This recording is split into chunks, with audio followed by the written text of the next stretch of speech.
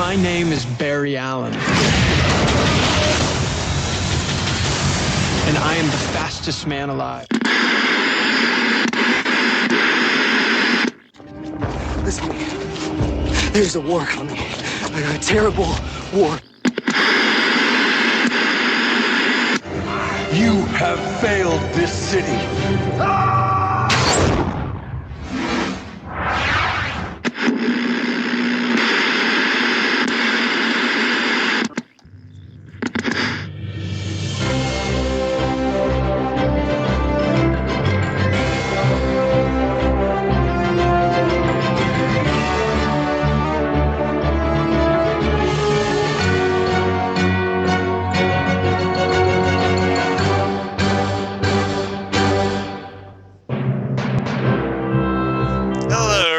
And welcome once again to the Fandom Zone podcast. I'm Charles Skaggs, and with me as always is the ever incredible, ever amazing Karen Lindsay.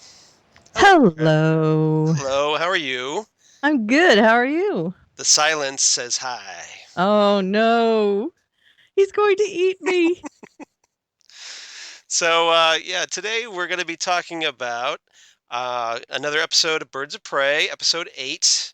Lady Shiva, and we're also going to be talking about a classic Arrow episode from season 1, The Odyssey. That's so weird to say classic episode. It's only 2 years ago, but in Arrow terms, yes. Yes, I know. Yeah, and it was a repeat. It's kind of a big episode. It is. So should I say? No, it's a landmark episode. A landmark episode. How's that? Yeah. Okay. We'll go with that. We'll go with that instead of classic, but it is. Yeah. All right, so are you ready for our last show of season 1 of the Fandom Zone podcast? Okay. Yeah, this is we're gearing up. We're going to be talking about that probably a little later, but this is pretty much it. I'm so ready. I am ready too. Let's end on a good note. Let's end the year on a good note. All right, so you want to do Birds of Prey or Arrow first? Your pick. My pick. Ooh, let me do Birds of Prey. Okay, let's do. All right, Lady Shiva, and this was this episode was the teleplay was by Adam Armis and Kay Foster, and let's see, I don't have my notes, my lovely podcast notes about who wrote the story for this episode. That was the story. That was the story? Oh, okay, I thought it was. Yeah, and the teleplay was Kitsis and Horowitz. Okay, I had it backwards. Yes, but that's all right. That's all right. Okay. No worries. My bad. You had the right names. Yes. I had the wrong names last time. So. I had it backwards. Yeah. I was thinking it's the other one. Yeah. And this is directed by John Kretschmer. Correct. Okay. And this one, we're getting the introduction. Do you want to give his credits? Yeah, go ahead. He was assistant director on Jurassic Park. Ooh. The movie. That's impressive. The original. And director on such shows as Buffy, Lois and Clark, Angel, Star Trek DS9, and Star Trek Voyager. So I thought I'd give those credits. Very cool. Mm-hmm. I'm glad you did. Okay. So he was assistant director on other stuff too, but that was the one that jumped out at me. Still, I mean, assistant director on Jurassic Park. That's a pretty good claim to fame. It is, yeah. So yeah. When you're ADing with Spielberg. Yeah. Come on. I know. Yeah. I know. So, and here he is directing Birds of Prey. Yeah. Well, his directing credits are very long and varied. Okay. So he just basically directs everything. Well, not everything, but a lot of things. Yeah. And a lot of comic book and sci-fi things. Okay. So this is obviously in his wheelhouse. Correct. It makes sense that he would hit on this. Right. So, yeah. Okay. So, Lady Shiva. This is pretty much, apart from Harley Quinn, this is the first DC villain on Birds of Prey. Mm-hmm. So well-known DC villain. Yeah, exactly. It only took them 8 episodes, but they're finally bringing in another villain from the DC universe. Right. This one, comic book geeks probably know, was created in 1975 by Denny O'Neil and Rick Estrada. And Lady Shiva first appeared in the Richard Dragon Kung Fu Fighter #5. Mm-hmm. So yeah, back in the 70s, obviously, after Bruce Lee and everything, there was like a huge martial arts craze.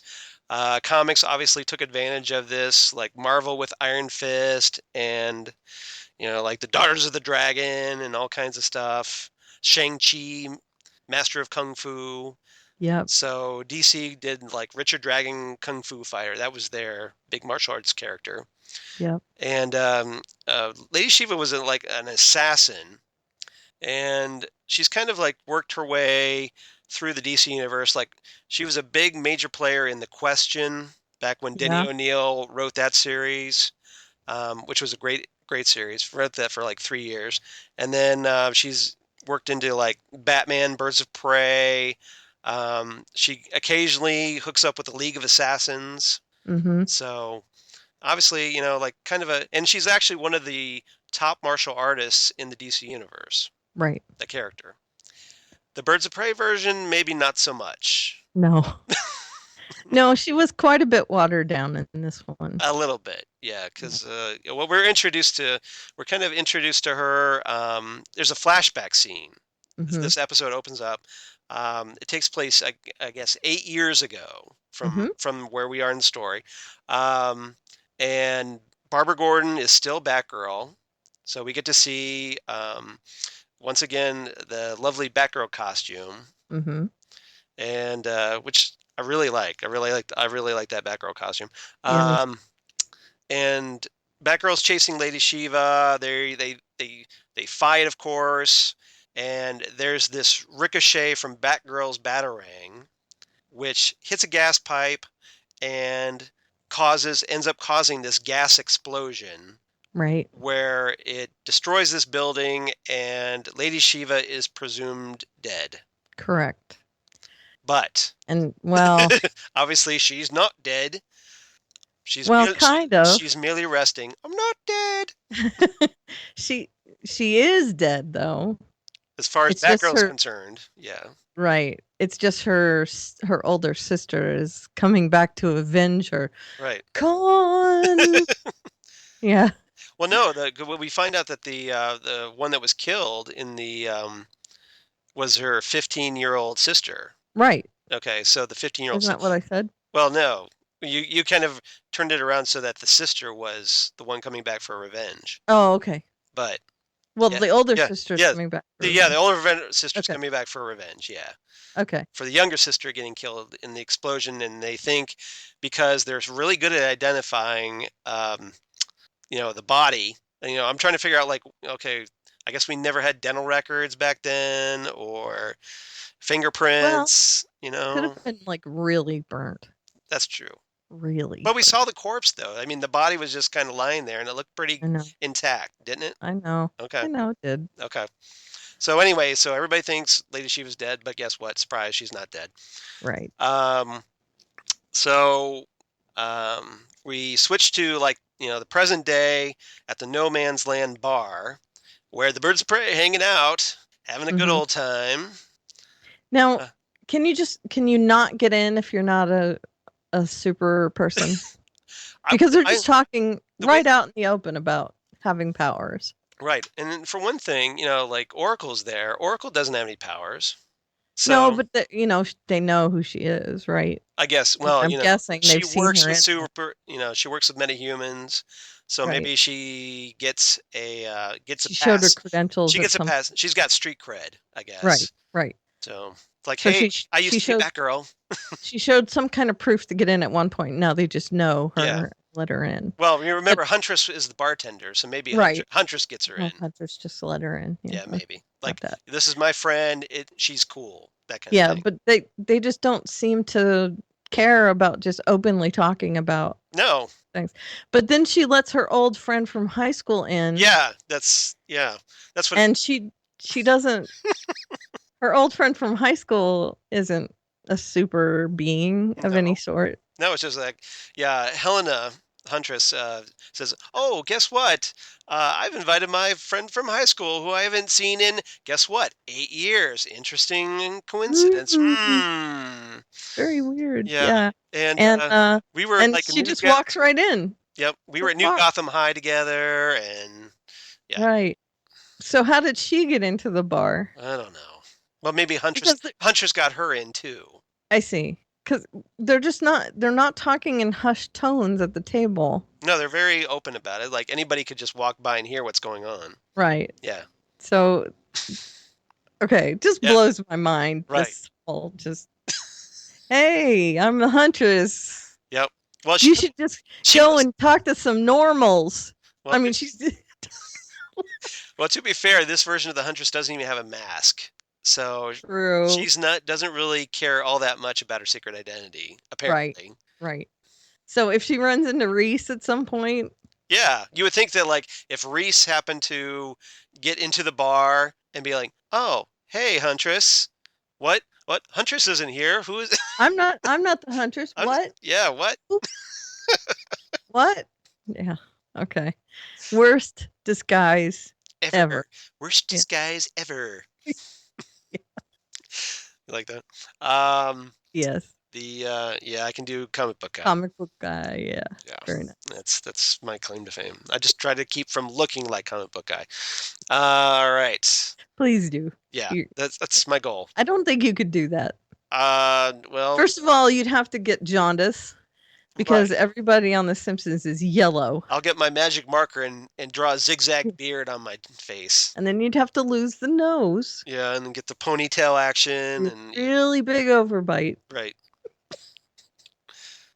Well, if you want to look like him, you'd have to get the really big overbite. One day, maybe I could be comic book guy. I feel like a Disney song coming on. Do you? I don't. No, I don't either. But anyway. So we, like, hey, here's my high school friend that is, we find out, Sandra Wusan is actually Lady Shiva, and of course wackiness ensues. Turns out Shiva is like going around leaving throwing stars, weird looking throwing stars, I might add, in people, like they're stuck in their forehead or on their chest, and it's basically messages calling out Batgirl. Right. And the first one, because we have to give Reese something to do, so we have a crime scene, and the first one has a bat on it, and Reese is like, well, maybe Batman's come back. He's returned. Right. And Huntress is kind of laughing at it. Right.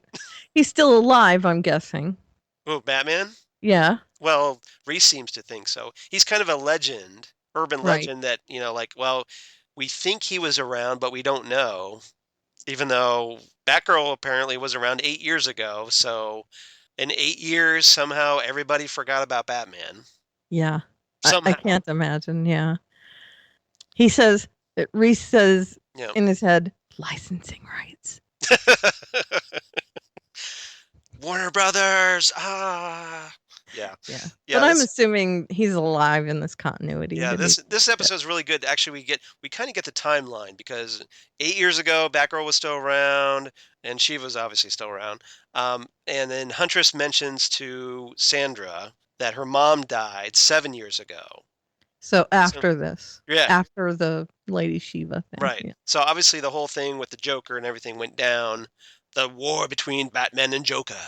Right. As Alfred likes to call it. About a year or so after the Lady Yeah. Shiva. So basically we're talking a 7-year absence of Batman that somehow everybody in Gotham City forgot about. A mind wipe. Yeah. Weird. Must have been something in the water, I guess. I mean, maybe a license mind wipe. Joker poisoned the Gotham Reservoir. Oh, it could be. Yeah, I don't know. It sounded good, didn't it? Sure. Yeah, why not? So so chemicals. So the first one the first throwing star had the Batman symbol, and then the second one has a Chinese character that Oracle uses her Oracle research abilities to find out means life. Yep. Or at least, hey, I'm alive. Right. So. Yeah. And so now, like, Oracle realizes, crap, Shiva's back, and then I got to deal with this. It's my responsibility. Right. Because she feels like she left her alive. Because with bad guys coming back from the dead comes great responsibility. Right. Something like that. Exactly. Some kind of Spider-Man, Peter Parker kind of way. Exactly. Well, Bug. Yeah. Bat, whatever. Yeah, you know, it's all dealio. It's all the animal kingdom. Sure. You know, why not? But and meanwhile, Dinah's big plot line. You can hear the sigh already. The heavy sigh coming through the microphone. Okay, let's As I just mentioned, get her whole storyline out of the way. Okay, well, Okay. we'll knock There's a dance at school. She wants to go with the dreamy kid. Well, she's first crushing on the kid in biology class. Right. They're dissecting frogs. Right. And but they talk about the dance at the bar. Right. Before all the biology class goes down. Right. Okay. Okay, so she doesn't want to go to the dance, and I think that's mostly because she has a crush on the guy, and the guy doesn't know she exists, as evidenced by the fact that he doesn't know her name. Yeah, he calls her Donna. Calls her Donna. Okay. No, I'm Zipper Girl. Yeah. Okay.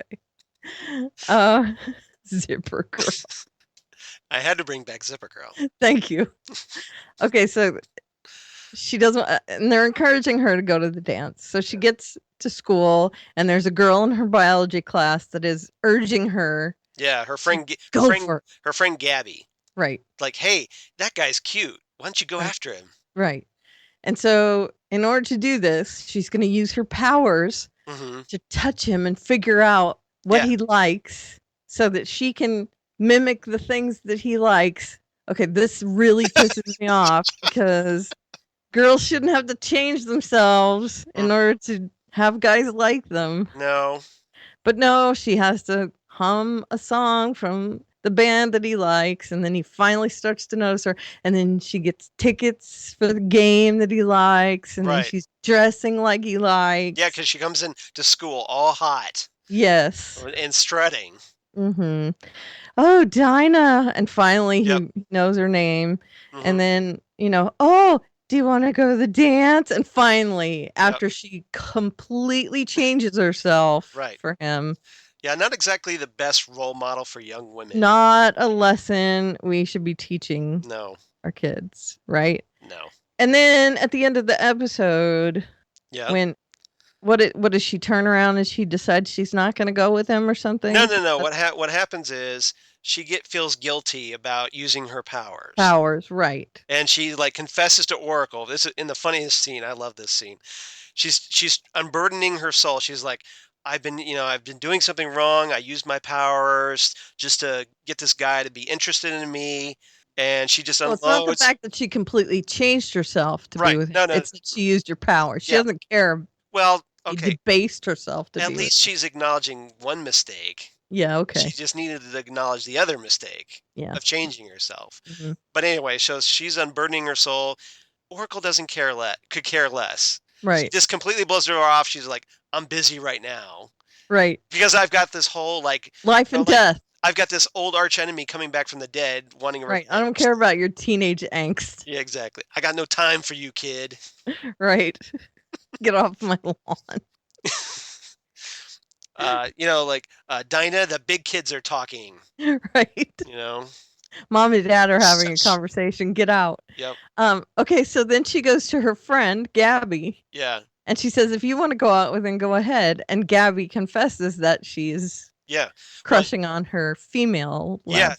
We find out Gabby, and this is actually kind of a cool thing for 2002. I liked it. I thought that part was good. Yeah, this part I liked because we find out that Gabby, the whole reason Gabby was pushing Dinah toward Matt is that, hey, Gabby's into his lab partner, Gina. Right. So it's like, and so they could double. Right. Right. And Dinah reacts. She's like, oh, okay. But then she's cool about it. Right. She wasn't a dick about it. No.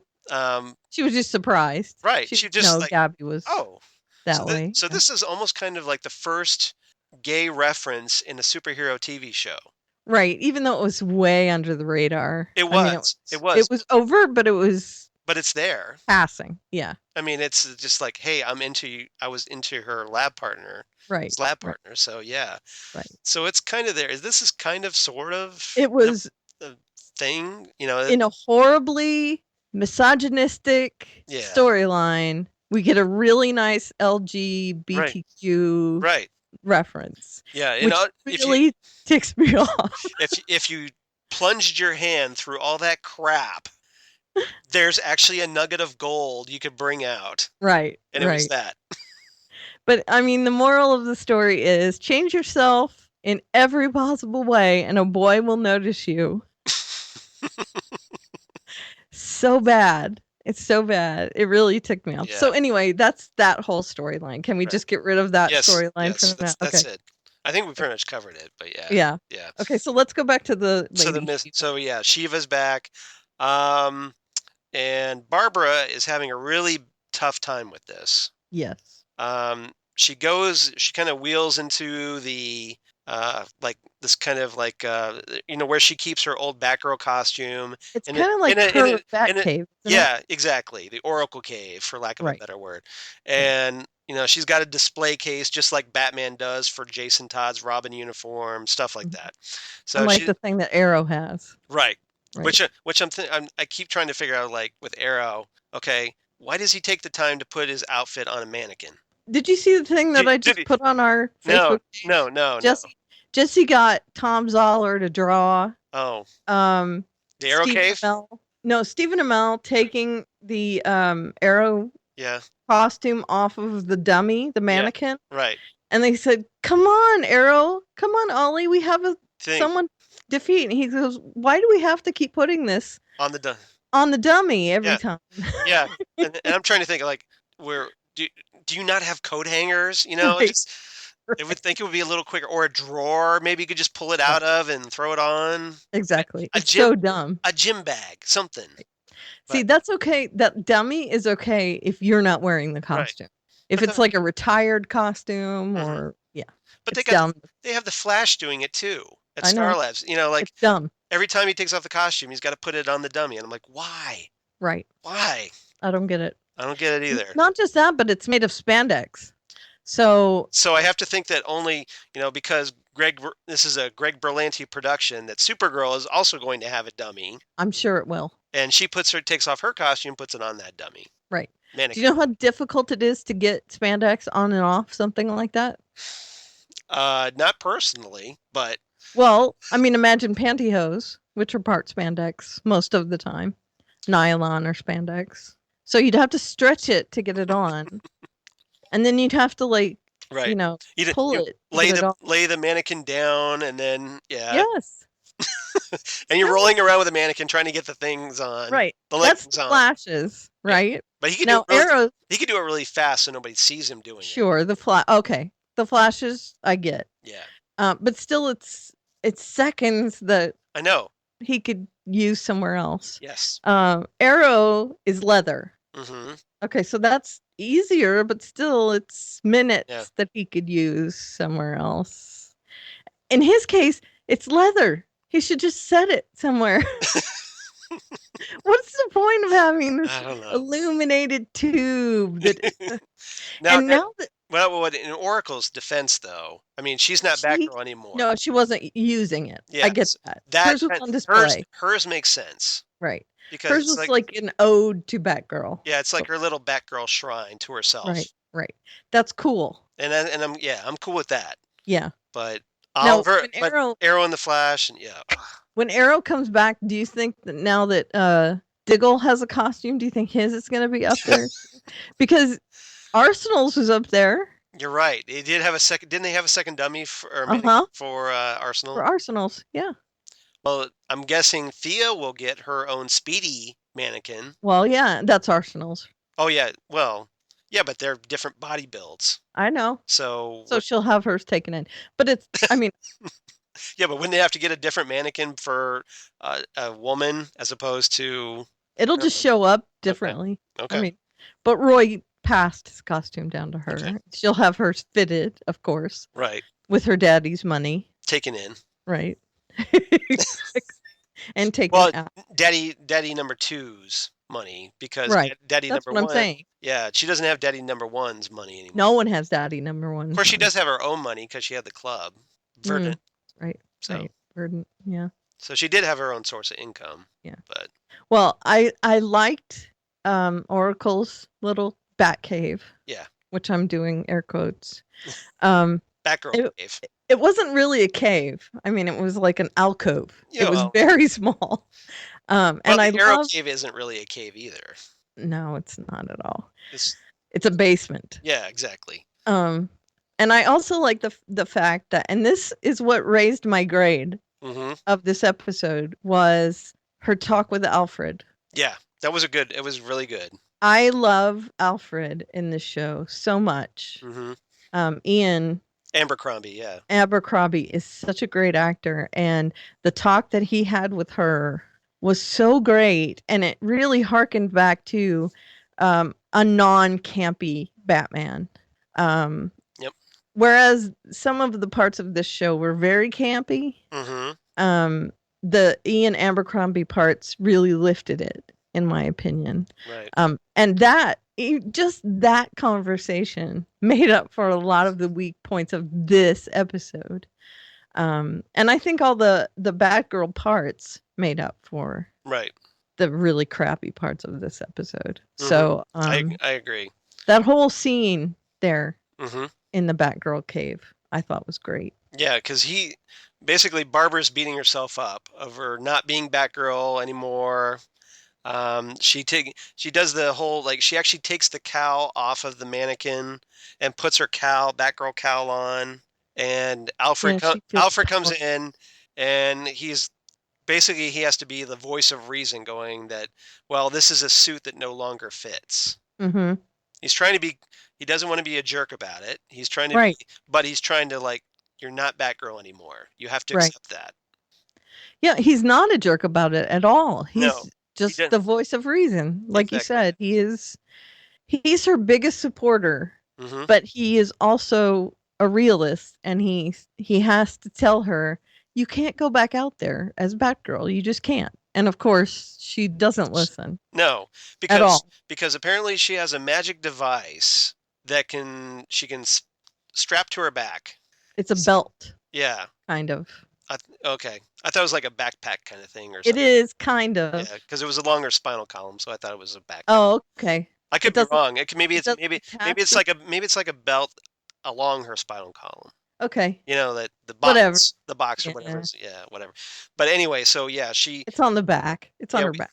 We of course have the inevitable confrontation where Barbara decides, oh, I'm gonna go out into the street and confront Shiva. Yeah, she goes to apologize. Yeah. But when you go out to talk to a caped villain in your caped hero outfit, right? It's not going to be an apology, right? It's going to be a fight. No, it's going to be a throwdown. Well, I think she wanted to be prepared for the fight.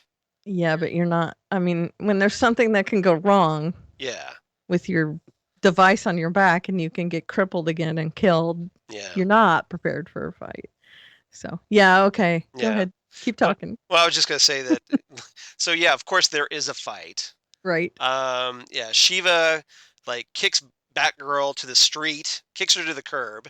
Yeah. And that's where we see the device that she's strapped on her back, even though, yeah. So the cape, of course, the Batgirl cape covers it. Mm-hmm. Shiva takes her mask off. Right. Exposes her identity. And, she's telling her, hey, the dead body was actually my 15-year-old sister. And, you're responsible for killing her, even though, hey, it was a chance ricochet. But, of course, all things considered, this is a standard, you killed so-and-so, I want revenge. Right. That's the villain thing. It's a comic book trope. Right. And, well, when you're a bad guy, you don't really need a lot of motivation to want to kill a hero. Mm-hmm. I mean, isn't that the deal? Yeah. Well, yeah. The villains have to have the least motivation. It's just I'm showing up, to take you down. Why? Well, just because. Right. Yeah. Right. That's what I do. I'm the bad guy. Right. I monologue, and then we throw down, and then you beat me up and take me to jail. Well, in this case, there wasn't a lot of monologuing. No, there wasn't. No, she was going to take her out. The only thing that stopped her was Huntress. Yeah, Huntress shows up, and basically all Huntress does is kind of scare her off. Because Lady Shiva, this big martial artist, is like, I don't want a piece of that. And don't you think that maybe one of the reasons she ran away is because she sees that the Huntress is her friend from high school? Maybe. And she doesn't want to fight her? That's possible. I didn't really see it that way, but I can see your point.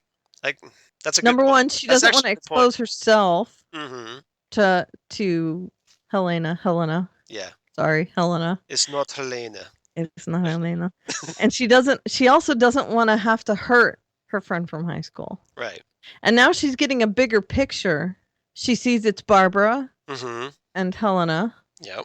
And she sees where she can hurt them the most. Right. And Because it's Dinah. it's like, hey, you're that blonde girl that was there at No Man's Land with both of you in the underage, being underage in a club. Right. So she sees. So it's like, hey, there's a school dance. Hey, I can attack you there. Right. So she sees this might not be the best fight for me to be in here on the street. Right. But I can hurt them there. Right. So that's how I was looking at it. Okay. This is my friend from high school. I'm torn about this kind of fight. But that girl, I don't give a crap about that girl. Yeah. So in a weird way, this is kind of like a superhero high school grudge thing. Mm-hmm. Because the whole confrontation takes place at the high school. Right. And they're friends from high school. So it's all like, hey, it's, Mean Girls. It's all Mean Girls. Exactly. Yeah. Mean Girls meets Heathers. Right? Pretty much. But yes. Except it's not that girl Right. that she's. So yeah. So of course, like Shiva attacks Dinah, they fight, then Huntress shows up, they fight. Finally, yeah. Yeah, finally. And like just as like Lady Shiva's distracted trying to throw one of her big flowery throwing stars at Huntress, Oracle shows up and pretty easily takes her out with a scream of sticks. Right. Just like do, you're down. Right. And we're all, the birds of prey quickly surround Shiva, and that's pretty much it. Like Shiva takes off her mask and it's like, hey, I'm your friend's, Sandra from high school. From high school. Yeah. And yeah. And Huntress is taken aback. Mm-hmm. Now, I think the moral of that story was the birds of prey work together. Mm-hmm. Right? They're stronger if they work together. Right. As a unified force. Or, right. Yeah.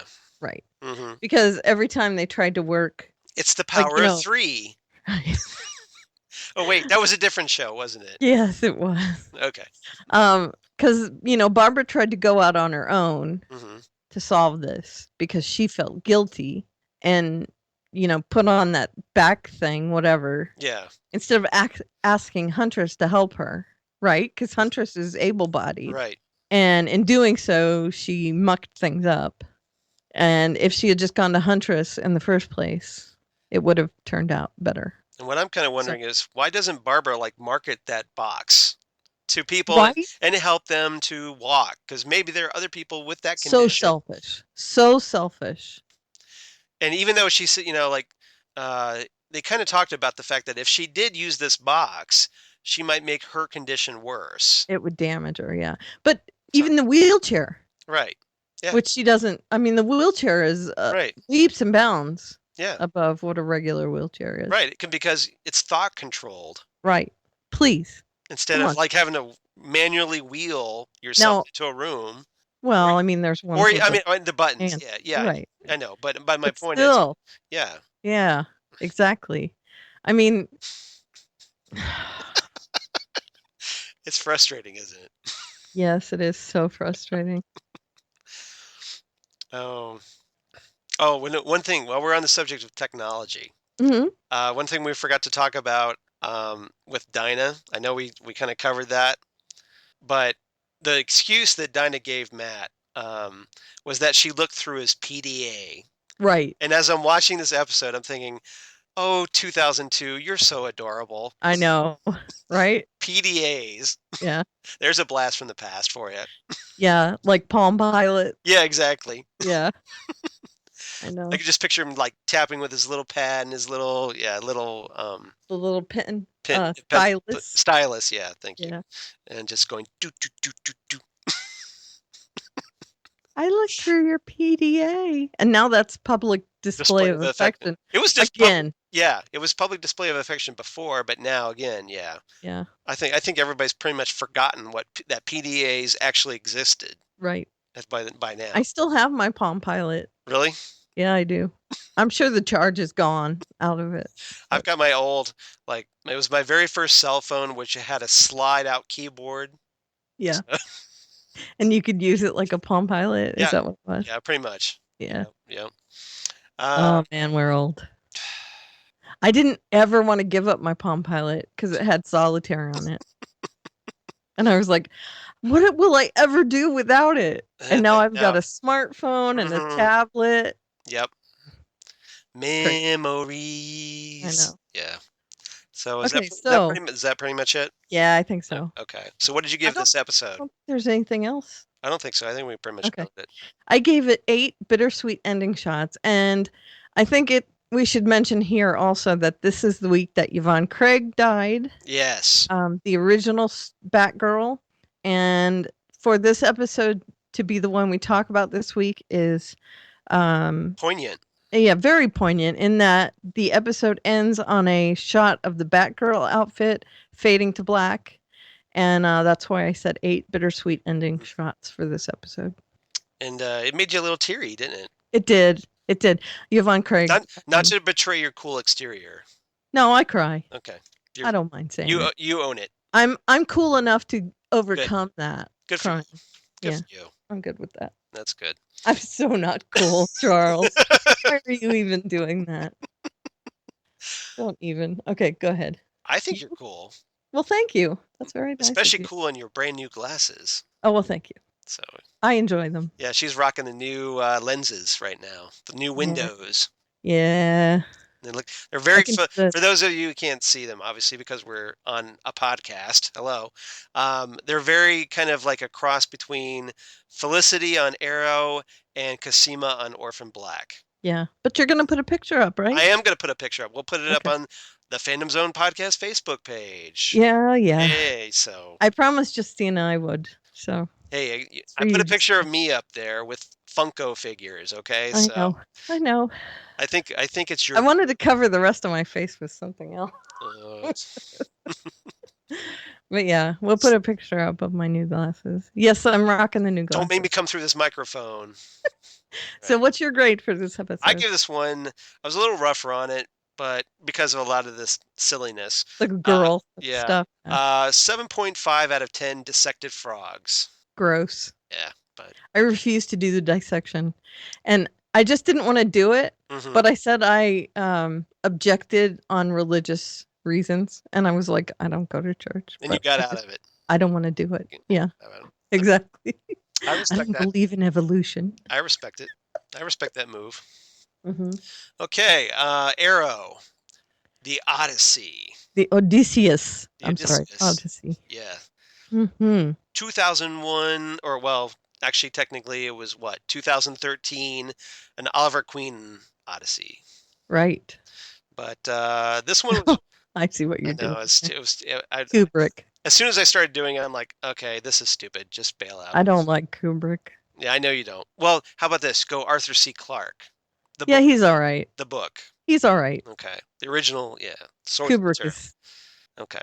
Yuck. So this is the 14th episode of Arrow's first season. So we're going back a ways. Back when Oliver was the Hood.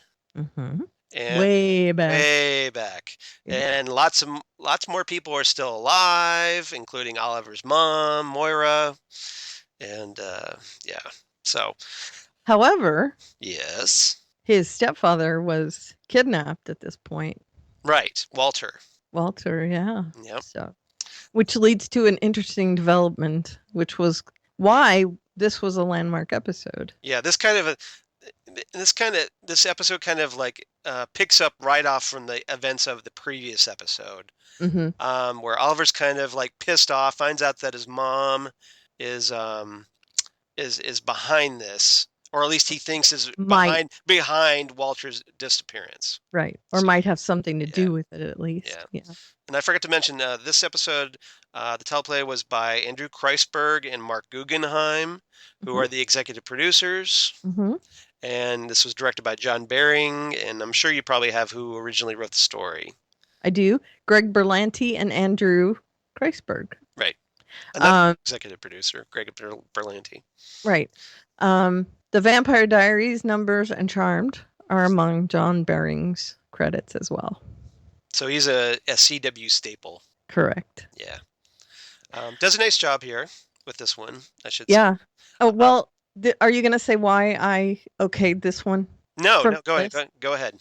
You gave me a list of episodes to choose from. Right. And I picked this one because we were kind of ranking on the flashbacks. Yeah. I don't think we're the only ones that are busting we're not. flashbacks. I think we were pretty much agreed with on that, less flashbacks equals good. Right. But I picked this one and I said, this is an example of flashbacks done well. Right. That, they used the flashbacks to tell a story and it paralleled stuff that was happening in the main part of the episode. And it could also have been stuff that was happening in Oliver's brain when he was unconscious. Right. He's remembering.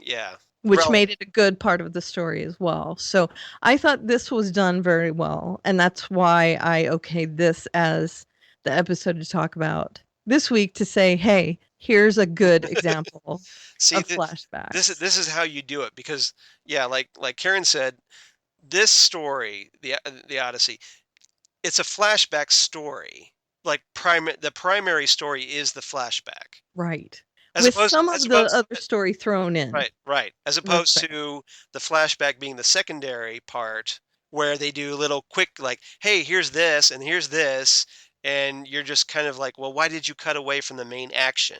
Right. And it really has nothing to do with. Right. And the funny thing is, there are some really important things that happen in the now storyline. Really important. Yeah. Things that happen. But it's also the side story, essentially. The present day storyline is the storyline that gets the least amount of time. But it has some really important stuff that happens in it. So that's why I thought this episode was very interesting. And it's one of the ones I can watch over and over again. So I liked it. I totally agree. So, we kind of left off with Oliver wanting to confront his mother about Walter's disappearance. So what does he do in another brilliant decision by Oliver Queen, because he's so good at these decisions by himself? He goes off, he dons his hood costume, and he busts into his mom's office and orders her to tell him about Walter's disappearance. And of course, Moira is like, oh my God, the hood is trying to kill me. Please don't hurt me. And here's a picture of my kids. See, you don't want to kill me, please. Of course, one of the kids, of course, being the man right across from her, but she doesn't know that. Right. So now, this makes me mad. And I'm not saying it makes me mad as in I hate this story makes me mad. Right. It makes me mad at Moira. Mm-hmm. She's so duplicitous here. Right. And you know it because we've seen the story after this. Mm-hmm. She is so evil here, really. Right. She's trying to be like, oh, I'm just an innocent person. She's manipulating him. Right. And doing a pretty good job of it. Yeah. Because, he does. The hood backs. He's like, okay. Look, I'm not going to hurt you. Mm-hmm. And so she shoots him. Yeah. She takes the advantage of his dropping his guard, reaches inside a drawer really quick, and shoots him. Right. And of course, he's like, you shot me, you a-hole. Right. Lisa Reeves. Thanks, Mom. Right. So it's like bleeding all over the place. Right. And of course, he doesn't get the information he needs, and he has to retreat. Yeah. And they have to cover their asses. Run away. Right. Yeah. I mean, they have to do a lot of ass covering after this as well. So basically, Oliver got his ass kicked by his mom. Right. And it's because it's his mom. Yeah. which he never should have confronted in the first place because he knew he couldn't use the same tactics. Right. He can't torture his mom. He can't shoot his mom in the knee. He Yeah. just Yeah. there's no way he could do that. Torture is not going to work this time. No. But by the same token, though, like Oliver should know by now, like just from that exchange, that hey, his mom can like lie on a dime and just Mhm. completely, pretend to be one thing, but something else entirely. But did you notice later on in the episode he waves that off as the fact that, well, she's the only person that ever brought up her kids. He says that she Yeah. was being genuine. Well, yeah, because he's She trying was to just defend. trying to defend herself. He's trying to defend her to Diggle, who's Right. just like, we got to go after this bitch. Right. And he tries to make her actions seem like something that should have happened from someone who's not lying. Mm-hmm. I mean, he's Well, trying to justify her actions. He's kind of in denial over it, really. Very in denial. Yeah, so. And Diggle knows better. Yeah, well, obviously Diggle's more objective because it's not his mom. Right. So he can But he shrugs his shoulders and, okay, whatever. And And Diggle should be I going love- like, she shot you. Right. Right. And later on, Yeah. things keep coming up where, especially with Felicity, where Felicity actually says several times, I never like Moira. Right. She says over and over again, Moira's not my favorite person. And it starts here Mm-hmm. where they see what she's done to Oliver from the very beginning. If she could shoot, and What she else? doesn't know it's Oliver, but What else is she capable of? right. She uses her children as a shield, Mm-hmm. essentially. Yep. This is not, she's not using them to say, oh, help me. Come on. Mother of the Year. Yeah, no. So, I mean, I found it interesting. And not just that, but his disguise is not good enough No. to go in front of his mother. Yeah. So anyway, keep talking. Speaking of Felicity, since you brought her up, this episode is a pretty major episode because this is the episode where Felicity joins the Arrow gang, Team Arrow. Right. Against her will. Yeah, and in an unofficial way, but it's pretty much official. Right. Even She doesn't know it's official yet. yeah, but everybody else is But like, this is where it starts. yeah, Yeah. yeah, And she's the third person to find out his identity in the Right. series. Diggle, yeah, and then Elena. yeah, or Helena, Helena. Helena, yeah, And and then yeah, Felicity. right. Right. So yeah, what happens is in the parking garage of the Queen Consolidated, Felicity's there, gets into a car, and guess who just happens to be in her car but a bloody Oliver Queen. Pop goes the weasel. Yep, right in the back seat. And to Felicity's credit, she just doesn't scream right out going, oh my God, there's a bloody guy in the car, ah, and start running down the parking garage Mhm. looking for help. She just is, she's just like, oh, hi. Well, she's And- taken aback, Yeah, but yeah. she but- keeps it together. Yeah. Well, she is, I mean, she is kind of thrown, but, Oliver kind of snaps her out of it and says, drive. And so she like finally goes along with it and says like, okay. And then he directs her to go to the Arrow Cave, for lack of a better word, Right. where, You need a hospital. yeah, she does Not try a to talk, steel mill. she does try to talk him into a hospital, to her And- credit. I like one of her patented statements is so many things are making sense right now. Yeah, exactly. It's like, because she's thinking of all the lame excuses that Oliver gave her to get stuff from her. Right. Like, I'm in a scavenger hunt and I'll right. give you a bottle of wine. I know you're just, like an IT person here, but, I need you to do this massive research on obscure arrows and stuff like that. Right. Right. Which is not quite in your job description. I realize that, but,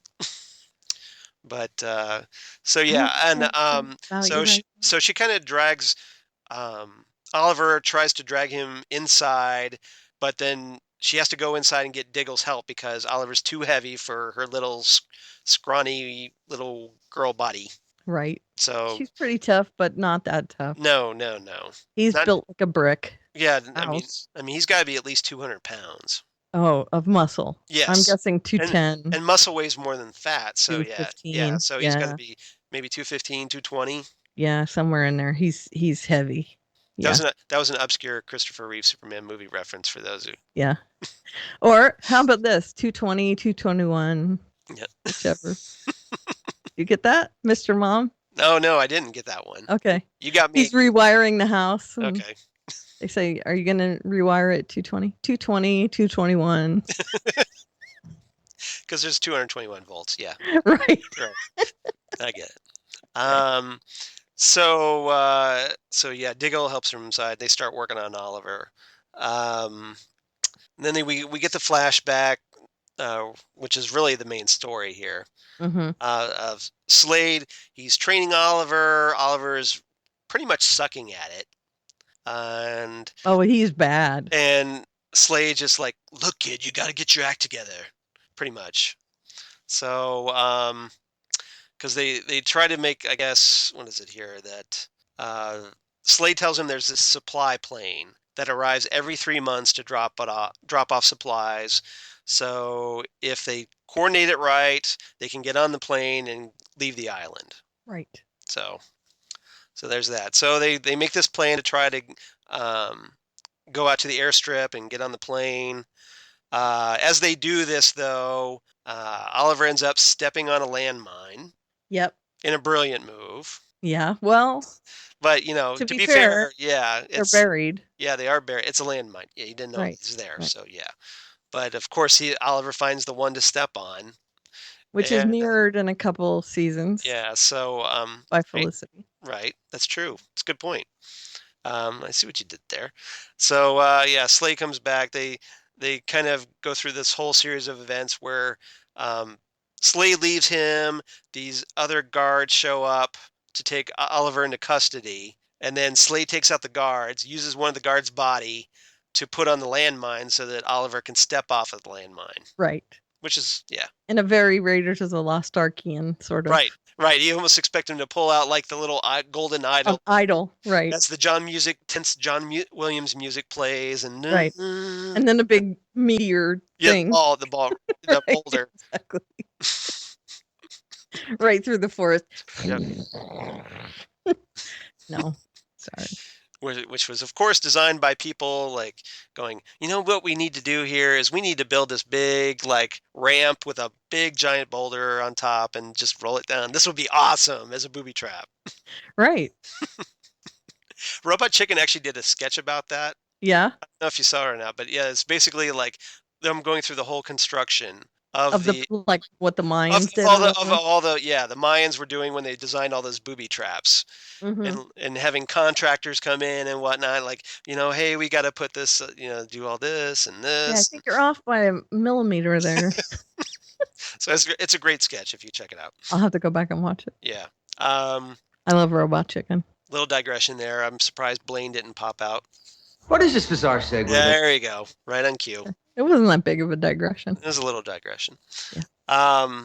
So Oliver tells Slade about like, oh, I was, I cheated on my girlfriend. Mm-hmm. And Slade's like, oh, I didn't take you for the bad boy. Yeah, pretty much, which is kind of funny because Slade, of course, is the bad boy. Yeah. And Slade not yet, but he is. Yeah. And Slade tells him, he goes, hey, you remember that guy who tortured you, about 7 episodes ago? And he's wearing that creepy kind of mask that's like half orange, half black on one side. So anyway, he's my old friend, Billy Wintergreen. Yeah. Best man at my wedding. Yeah, he was godfather to my son, Joe, which was a nice little nod to Deathstroke's son, Jericho, from the comics. Right. So, and his assistant Wintergreen from the comics too. But they're shoving everything into exactly the lore. Yeah, it's like, well, one of the things that I've noticed on Arrow is that they love the Teen Titans mythology. Yeah, they do. Oh. Don't worry about it. And so, yeah, they're really into that Titans mythology. Like they're bringing in the Hive, Brother Blood, Bethany Snow, they love mining that. It's like, well, why don't you do a Titan show? Right. I Which, know that would be awesome, right? but Right. yeah, I keep expecting Trigon to show up on Arrow at some point. Yeah, I mean, they're doing Ra's al Ghul. It's sure. pretty one step more into the occult. You've got Trigon. Right. So yeah, I would love to get like a Teen Titans show head by Nightwing or something. yep, yeah, pretty That would much. be Well, I awesome. mean, I know that TNT is working on a possible Titan show, Yeah, but that's TNT. I know we'll see how it works. Now, to be fair, though, I kind of would said the same thing about USA, and then now they have their Mr. Robot show. I know, that's awesome, right? So That show's pretty good. wouldn't expect USA to have a show like that. I So know. there is room to be surprised. So I know, that's true. yeah, we'll see. I wouldn't put your hopes on it, but if it could happen, it could be good. We don't know. That's true. So hopefully that works out. And let's see here. Diggle, meanwhile, back in the present, Diggle stitches up Oliver, and he thinks that Oliver's going to be okay. He's kind of surprised by Felicity and how cool she seems to be with everything, despite working on someone who's been shot is not exactly in her resume. Right. So her CV. No. So And she asked Diggle about it too. How do you know how to do this? Well, I had some training in the military. right, And so she gets a little background on Diggle as well. right. And Diggle learns a little bit about her. Mm-hmm. So it's like the team is learning about each other as well, while Oliver is Right. Yeah, exactly. out. All of this bonding is going on while he's unconscious. Right. So, Which I found interesting. which actually works better. It's like, hey, everybody seems to get along better when Oliver is not conscious or not there. Right. Interesting. Which we learned in the last half of season 3. And that's true. It's a good point. Yep. Yep. We won't go into the last. They worked well together when he was in Nanda Parbat, didn't they? Yep. Seamless. The first rule of the Phantom Zone is we don't talk about Arrow season 3 anymore. No. No, I know we will talk. It wasn't the worst thing ever. I mean, I've seen shows that are way worse than that. I know. I'm exaggerating. No, it wasn't great. Yeah. Though. Diggle does talk to Felicity though about how instrumental she was in helping with the whole vertigo thing. Mm-hmm. So yep. He's like, you've kind of been on my radar a little while. Exactly. So. And she mentions also. Mm-hmm. No, he does. Yeah. He mentions. No, I gotta find the episode. I'm sorry. That's okay. Diggle mentions. Is it a future episode or is it a past episode? Actually, it's a future episode because season 2. Yeah, later on in the episode, he talks to Felicity about that whole he had to protect a drug and child trafficking warlord while he was in the military. Right. And remember, this was the guy when we covered Suicide Squad. Yeah. That this Ben Browder plays him. Yeah, exactly. Well, no, Ben Browder was the his. Oh no, I know. In the army, but it was during the Ben Browder episode that we just did. Right. Yeah. Well, Ben Browder's in that episode too, isn't he? Yes. As his commander. Right. He's alive in that episode. Yeah. So anyway, it was that kind of douchebaggy guy that they go crash his party. Right. In the Suicide Squad episode, and they try to make it look like he's an assassination target, and so they can, because he's got that, he's actually has that bioweapon underneath during this gala affair. Right. So yeah, that guy. So he kind of they did kind of pick up on that and actually did something with it. Golem Kadir. Yeah, that guy. So we get our first mention of Kadir. Right. And that is, they actually kind of show that. Right. That incident where he shoots the kid. Mm-hmm. Oliver, unfortunately, ends up taking a turn for the worse and goes into a seizure. Right. Not so good. Yeah, not good. His heart stops, which is even worse. Heart working is kind of important, obviously. Mm-hmm. Fortunately, though, they have a defibrillator handy. So you would. So they hook that up, but it doesn't work. Nope. Diggle's clicking the button, going, "It's not working. Hello." Hello, Mr. Defibrillator. Except Felicity can hear it charging. Right. So she knows it's charging. It's just not getting to the paddles. So she's got the Felicity skills, and she jumps on it and goes, "Oh, it's just a loose wiring. Wires are wires." So she fiddles with that, gets it going. They jumpstart Oliver's heart. Right. Now, and this is another way she solidifies her handiness to Diggle. Mm-hmm. Because she's good with electronics. Right. Right. So, Oliver's already sold on her. Yeah. Diggle is, yeah. No, I think Oliver is. Okay. I think Diggle needs a little bit more. Well, Diggle does. I mean, he does respect. He's like, sure, you got some skills, little blonde girl. Right. So, yeah. But this is just solidifying it for him. Right. I think the bonding that's happening while Oliver's out on the table is helping this whole bonding. It's their bonding exercise. They need to do a little salmon laddering while he's out on the table. Yeah, you can you would imagine Felicity going, I know Oliver's out cold, but could you take your shirt off, Diggle, and jump up on that salmon ladder for me? Great. Please. I'm really into salmon ladders. She is. She is into salmon ladders. It's my thing. Yeah, and now, he's proven, that actor has proven that he can do the salmon ladder. One of the great things they should do is they should have done. I mean, you could probably do this like a YouTube parody video, is have Felicity looking at the salmon ladder and seeing a heart-shaped thing around it. Oh.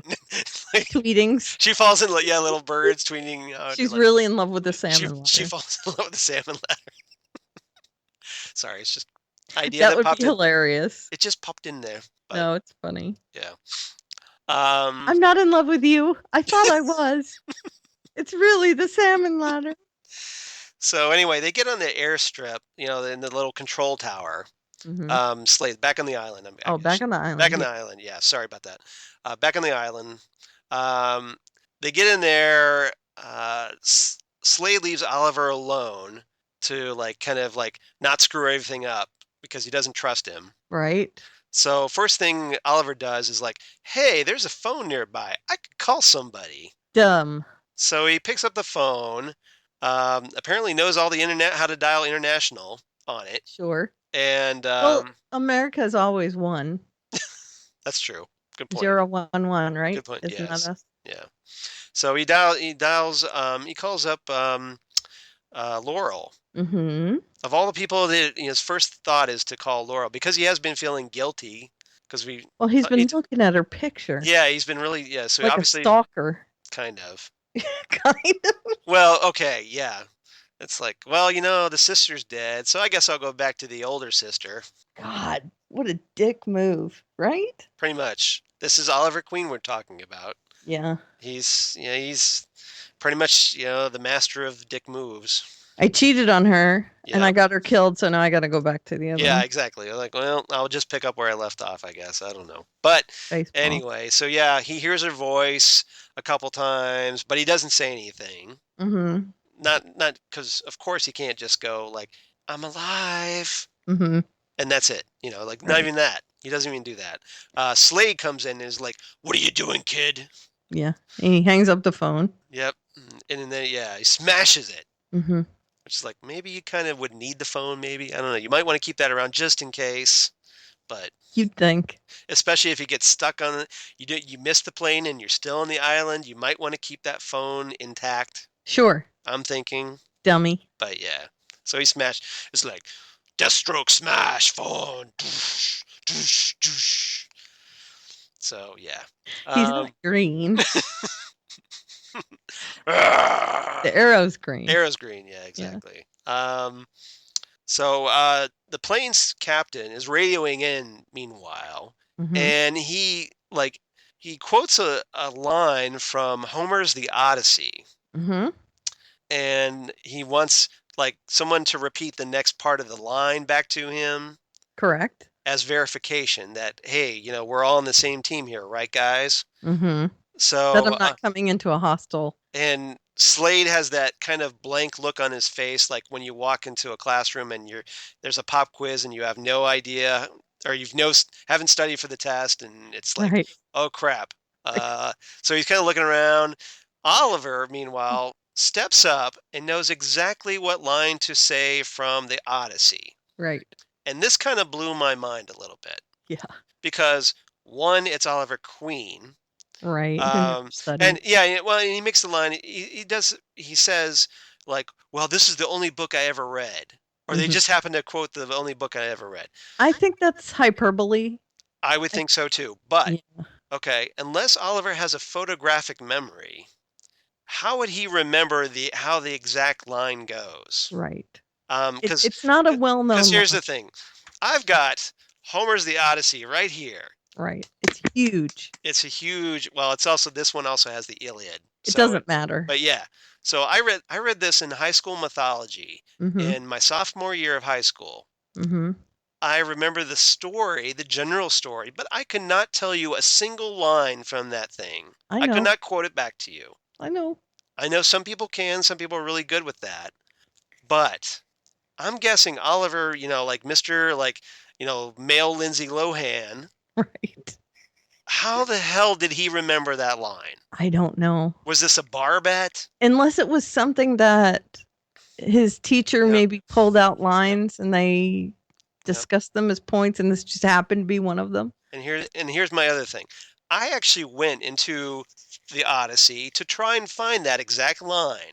Yeah. And I realized that because this is translated, depending on what book you have, may have a completely different translation. So it wouldn't work as a code I mean, phrase. so you'd have to have the exact book that the other guy had. Like, and of all Mhm. the long shots of remembering the exact line, you'd have to remember the exact book that exact specific translation. So it would actually be Right. really effective Right. as a code phrase thing. Yeah, exactly. So like in this version, in the version I have, where it's Odysseus, he's talking to Aphinomus, who is a suitor for his wife. Go and look in the Odyssey up in the Wikipedia. I'm not going to explain the Odyssey to you, Right. but so anyway, so Odysseus is talking to this guy Amphi, and he says to him, like, man is the vainest of all creatures that have their being upon earth. As long as heaven vouches, uh, saves him health and strength, he thinks that he shall come to no harm hereafter. And even when the blessed gods bring sorrow upon him, he bears it as he needs must, and makes the best of it. So that's a completely different translation Wow. from what is in the Arrow episode. Wow. So I'm thinking, okay, just there's no way he would know this. So Hand wave. That's our big hand wave for I'm this done. episode. I dropped the mic. Drop the mic. Drop the mic. Yeah. So I'm calling you out, Kreisberg and Guggenheim. Yeah. That would be a really effective way to In do a catchphrase, a passphrase. There's no way he would know that. No. way. Because they definitely would have the same book. Mm-hmm. The pilot and the guy. Yeah. But anyone else, they wouldn't know how to answer that. Because I was doing internet research, and then I put that quote into the search, and I'm realizing okay, all right, so one, it says it's in chapter, or this book 18 of the Odyssey, for those who want to look this up. So it's in book 18. So I went to my book 18, and I'm realizing it's not the exact quote. So I'm like, come on, what's the deal? So anyway, that's just something I thought that you literary people might appreciate. Interesting. Yeah. Or mythology buffs. Take your pick. So anyway. Sorry, that was kind of like a literary geek thing, I guess. No, I agree. I think that's great. So let's see here. The Felicity, back in the present, Felicity asked Diggle why he helps Oliver, because she seems to think that he's the type of guy that would have a serious problem with Oliver killing people. And Diggle tells him about the whole drug trafficking guy. But then he says he talks about he killed a teenager in the firefight, and then after that he kind of struggled if he was a good man. Right. So it's kind of like the 12th Doctor asking Clara, am I a good man? So Sorry, I had to throw that Doctor Who reference. No, it's true. And but Diggle seems to feel, and this is kind of good because we actually get a kind of a reason for why Diggle sticks around. He feels that working with Oliver makes him feel like a good man again, like he's doing the right thing. Mm-hmm. That's Diggle's motivation. We finally get Diggle's motivation. He feels like he's redeeming himself. Pretty much. And he does struggle with this off and on. Yeah. Throughout later on in the series. Right. Especially when it comes to when he hits something that hits closer to his house. Yeah. Later on. Spoiler alert. Spoilers. Shh. Spoilers. Yeah. But one of the things that we find out in this episode is Oliver is really concerned about Yao Fei. Mm-hmm. He saved my life. Yeah, he saved my life, and you're like, we need to go back for him. You're like, so he wants to go back for Yao Fei to get him on the plane. We find out that the reason, but the problem is that Yao Fei, like when Oliver goes back for him, Yao Fei knocks him out cold and leaves him for Edward Fires. Mm-hmm. Now we find out that the reason he does that is because Yao Fei is being kind of blackmailed into doing so. Not kind of blackmailed. Well, pretty much. Very blackmailed. Yeah, very, very blackmail. Because it's like we find out that Fires has Yao Fei's daughter, Shadow. Right. Who has that lovely dragon tattoo on her shoulder. Mm-hmm. And which is kind of important by the episode's end. Yep. But so basically, like Fires is blackmailing Yao Fei. So.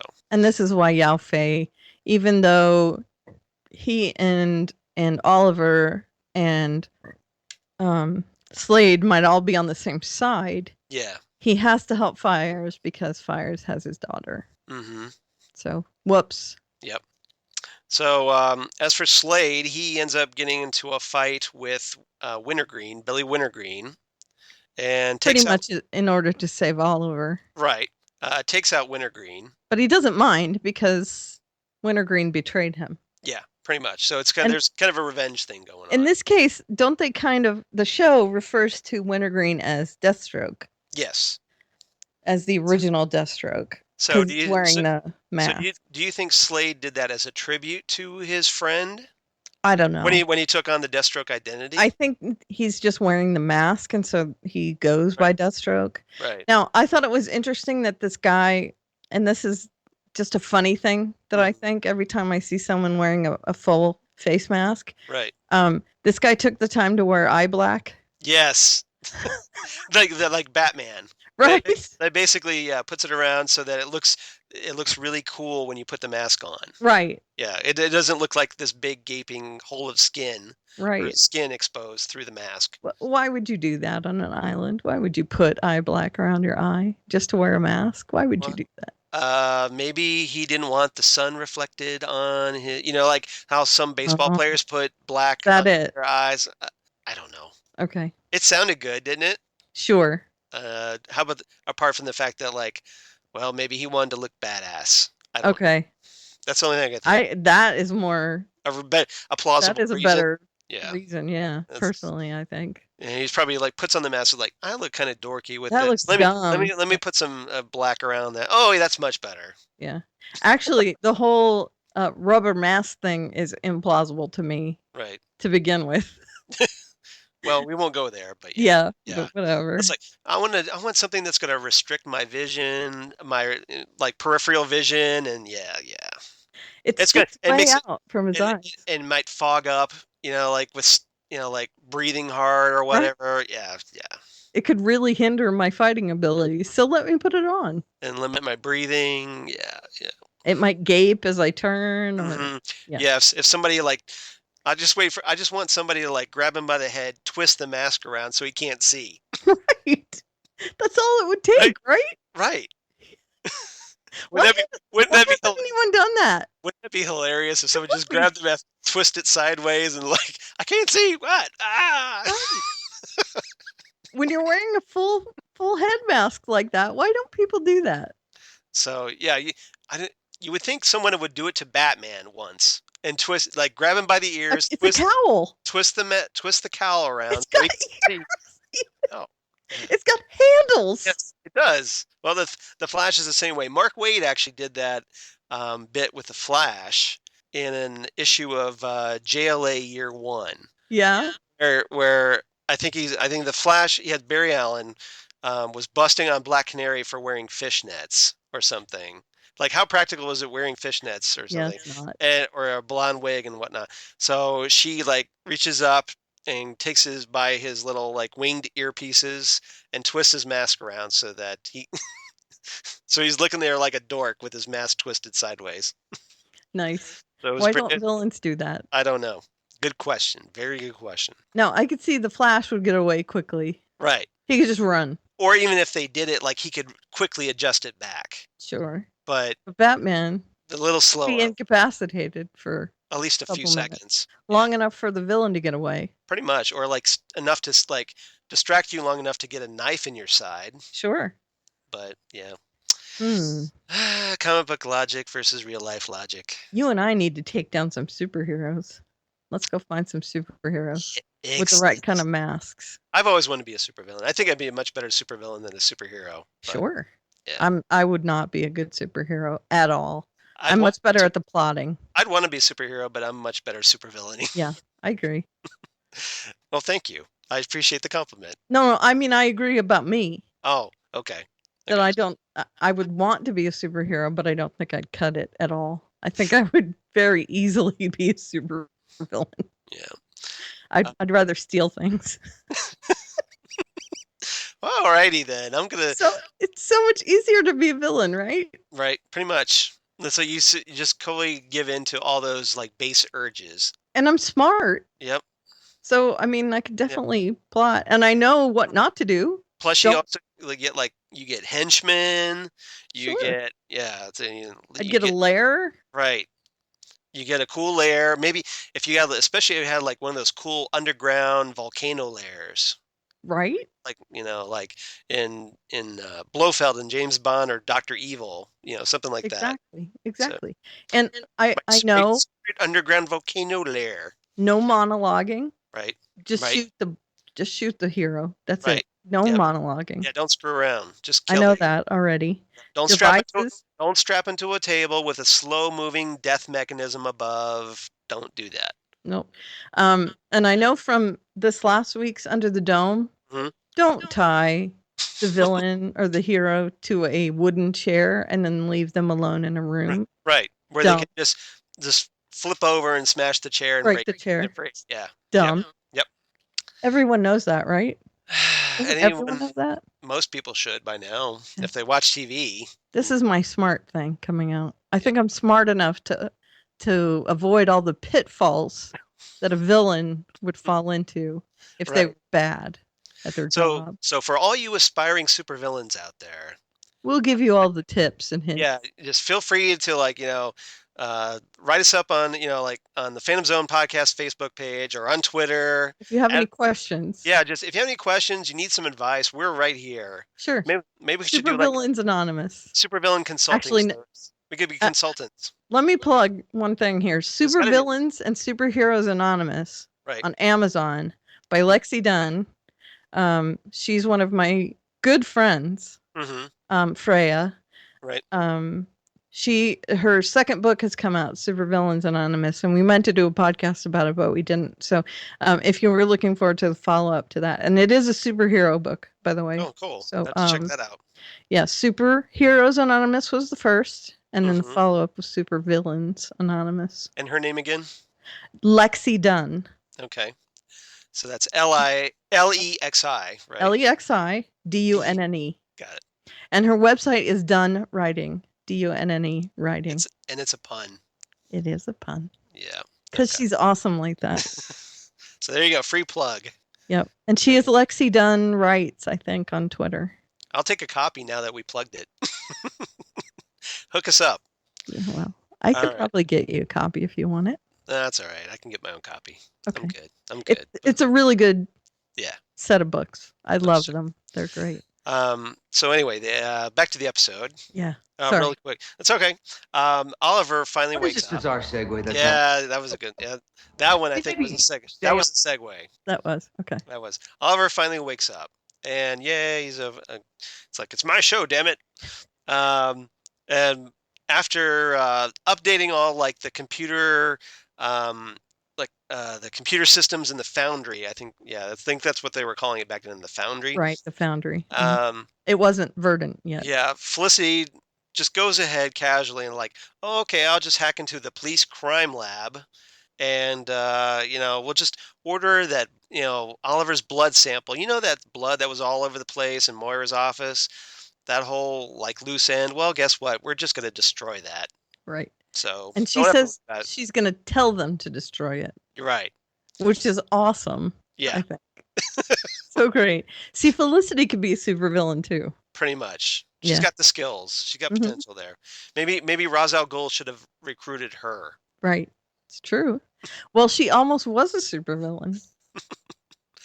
Felicity Sahim or something. Well, we saw the emo Felicity. Right. That's true. Yeah, she goes, oh, yeah, we want Dark Felicity. We need, like Dark Phoenix, we need the Dark Felicity. I like the emo Felicity, to be honest. Yeah. I like her very much.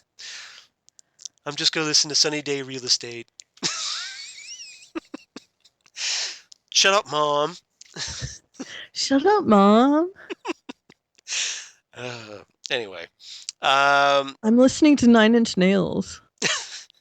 Oliver asks Felicity if she wants to join. It's like, hey, why don't you join the Cool Kids Club? Well, she already knows who they are. Right? So. Yeah, pretty much. You were pretty much in already. Yeah. Now, Felicity does say, though, I'm not, like, I don't want to join you, but I'll help you as long as you help me track down Walter. Right. Because I like Walter. And she's not really cutting out the fact that she won't help them in the future. She's just saying, I don't want to be here in your lair all the time. And of course, we find out later on that she just hangs around. She keeps hanging around. Yep. Even after they find Walter. Yes, because there's little birdies flying around Oliver's head for her. After seeing, Oliver on the salmon ladder. Yep. That's it. It's like, maybe I want to stick around a little longer. That salmon ladder is looking all really good. She likes that whole hot Oliver on salmon ladder action. Hello, shirtless Oliver. Yep. And a nice shiny wooden salmon ladder. That's right. Metal. She goes over there and polishes it.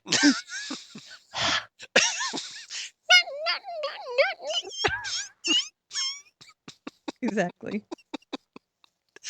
I'm surprised there's not fan fiction about Felicity and the salmon ladder. And if not, there will be. If there's not now, there will be now after this podcast. I'm sure there is, though, because it's the internets. Hello. So, anyway, let's see.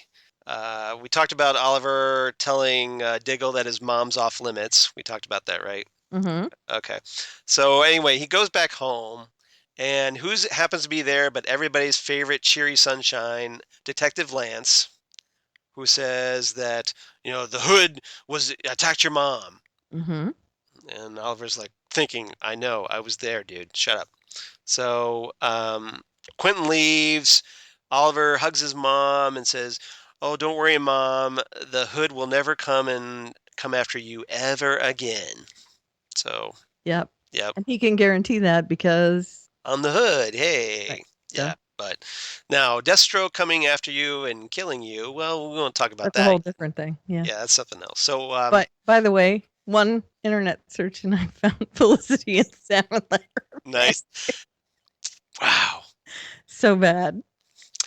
I hope you know what you've done, internet. If it exists, there is go to your room. Yes. In my best Christopher Eccleston Ninth Doctor voice. Yeah. And also we see at the end. Mm-hmm. What do we see? Yeah. The shiny, nice little dragon tattoo on Oliver's shoulder that the same one Shadow has. The arrow with the dragon tattoo. Yep. That's right. The arrow with the dragon tattoo. You see what I did there? I see what you did there. Okay, good. We had the girl with the dragon tattoo, and then we have the superhero with the dragon tattoo. That's right. Yeah. That's right. So did I miss anything? I think I pretty much covered everything. I think that's pretty much it. There's a lot to cover. This is not only does Felicity find out where he is, but this also is where Slade gets shot. Oh yeah. So this starts the whole Slade on the downward spiral sort of thing. This starts his descent into madness. So this not only does this start Felicity being a part of the team, so it starts their team. Right. Because it was simply just, a duo. It wasn't, I wouldn't consider it a team, an Arrow team yet. Right. A dynamic duo, perhaps. Not really. But yeah. So this starts the Arrow team, and it also starts the whole Deathstroke descent. Right. I think is when he gets shot. I think. Yeah, the dominoes start to fall. Yeah. Yeah. Because I think he was pretty normal up to this point. Pretty much. I don't think he had started going crazy yet. Well, he kind of like when Shadow entered the picture. Yeah. That's kind of when he went a little like cuckoo for Cocoa Puffs. Right. Or was that the Mirakuru? Did he have the Mirakuru by then? I can't remember. No, not yet. He hasn't had the Mirakuru yet. Okay. No, I know that, but I mean, by the time he sees Shadow, meets her. No, not yet. Okay. But I think where he has to kill his friend, and then he gets shot. Oh, maybe it was Wintergreen's death that kind of triggered it. Okay. This is what I thought. Okay, that's a good. The whole confrontation kind of starts that downward spiral, and he does it over this guy that he doesn't really know. Well, he knows him pretty good. Oh, you mean Oliver? He doesn't know Oliver. Okay. I thought you were talking about Wintergreen. Okay. No, he saves Oliver and kills. but he kind of sees him like he keeps calling him kid affectionately. Yeah, I know. And he wants him to like do better at fighting. When you compare the two, there's a disparateness there. So I considered this kind of the first episode where he's going to start spiraling after this.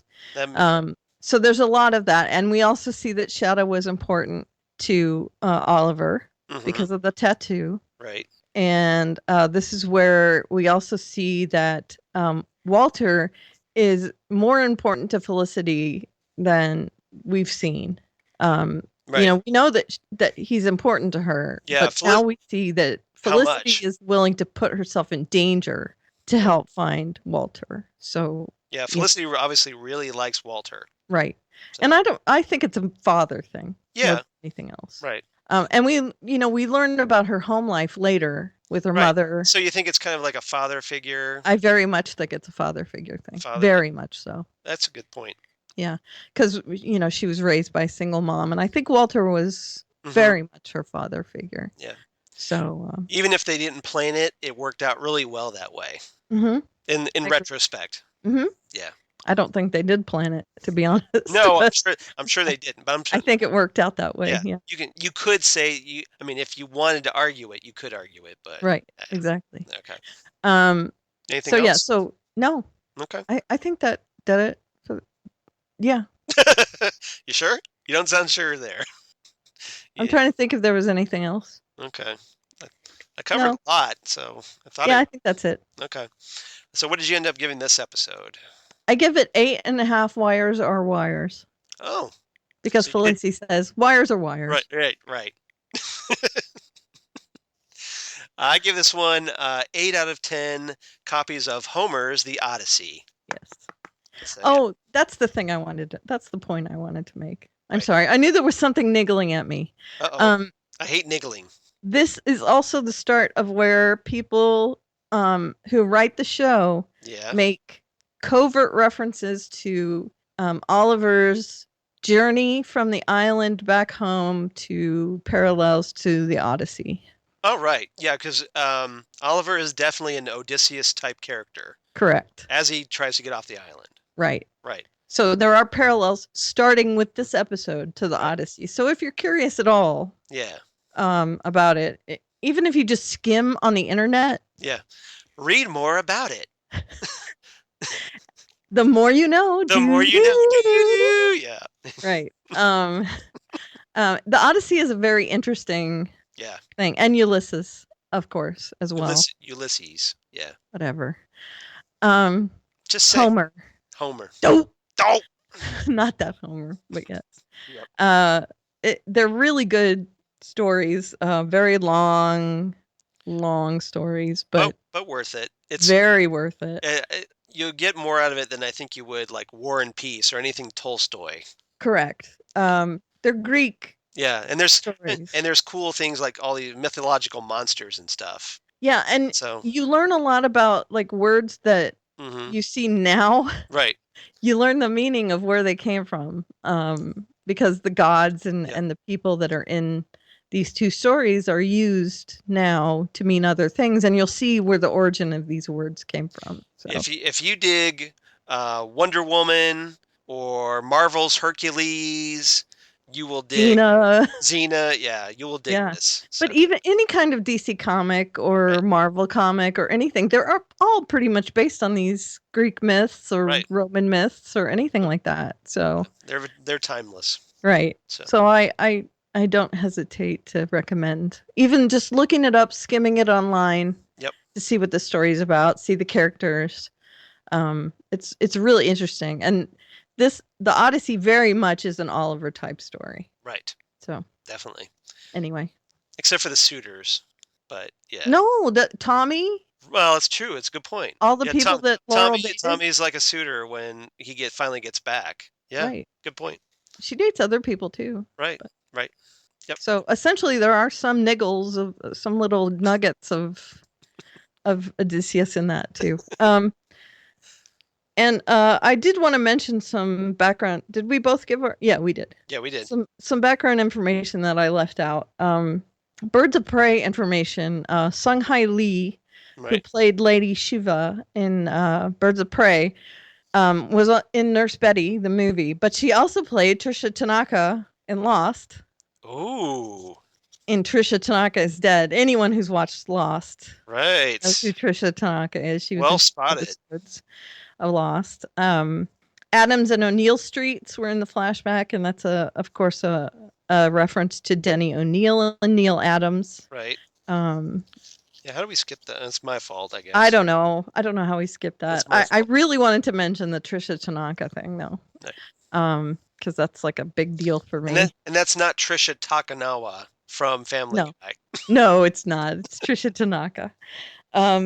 And she is no longer acting, by the way. She is a personal trainer, but she has a huge resume of kung fu stuff on her bio from I think it's China. Oh. I think so. Okay. Like web series and things like that from before 2003. She had a baby and she quit doing movies and things then to focus on that. And now she's a personal trainer. Okay. I just wanted to give that. I mean, if you liked her performance in this. Right. Now the Arrow info, of course, Byron Mann played Yao Fei. He was in Dark Angel, Catwoman, Street Fighter.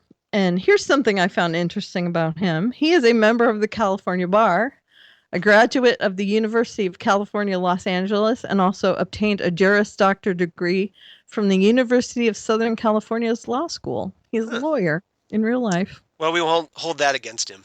No, not at all. Manu Bennett, of course, is Slade Wilson, who has been in the Hobbit franchise and Spartacus as well. Right.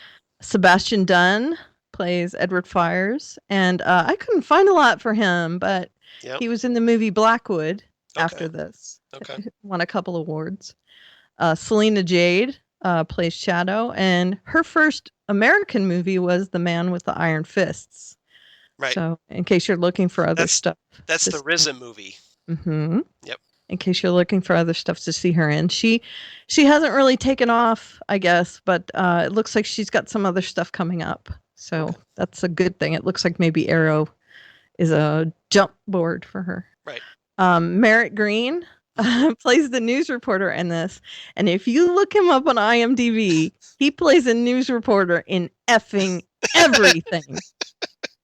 If you need a news reporter, he's your guy. His name is everywhere.